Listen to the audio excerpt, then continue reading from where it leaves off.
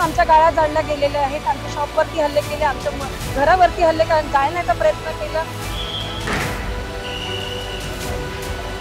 मग एक एक बाईक अशा 19 बाईक त्यांनी रस्त्यावरती जाळल्या।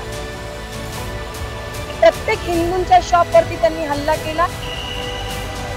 आमच्या घरात घुसून मारण्याची आम्हाला धमकी।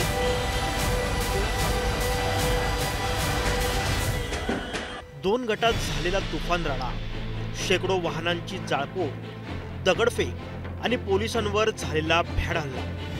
नागपुरात अचानकपणे उसळलेली दंगल सदृश्य परिस्थिती ही धक्कादायक आहे। या घटनेमुळे नागपूरच्या महाल परिसरात तणावाची परिस्थिती निर्माण झाली। राजकीय वर्तुळातून देखील तीव्र प्रतिक्रिया उमटते।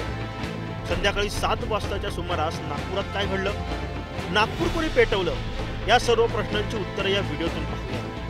औरंगजेबाच्या कबरीवरून महाराष्ट्रात वाद निर्माण झाला।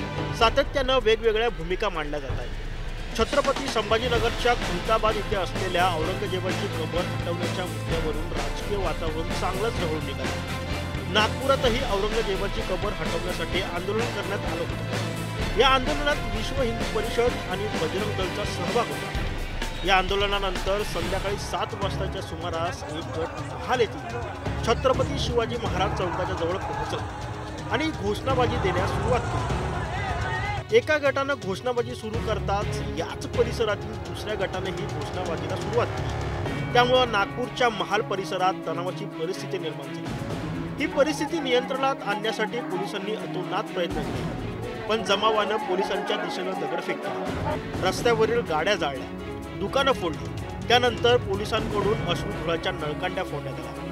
पोलिसांनी कोम्बिंग ऑपरेशन करत जवळपास 80 दंगलखोरांना अटक केली। मात्र या दंगलीत काही पोलीस देखील जखमी झाले। या घटनेनंतर रहिवाशांनी संताप व्यक्त केला। ते नेमकं काय म्हणाले त्या पाहाच। एक एक करून आमच्या गाळ्या जाळल्या गेलेल्या आहेत, आमच्या शॉपवरती हल्ले केले, आमच्या घरावरती हल्ले जाळण्याचा प्रयत्न केला। याला जबाबदार कोण राहणार आहेत, याची भरपाई कोण करून देणार आहेत? मी म्हणते प्रशासनाला माझी एकच विनंती आहे, जो योगी पॅटर्न चालवला होता यूपी मध्ये तोच योगी पॅटर्न इथे चालवण्यात यावा। 10 वाजतापासून एक टोळी त्यांची गीतांजली जवळ गेली।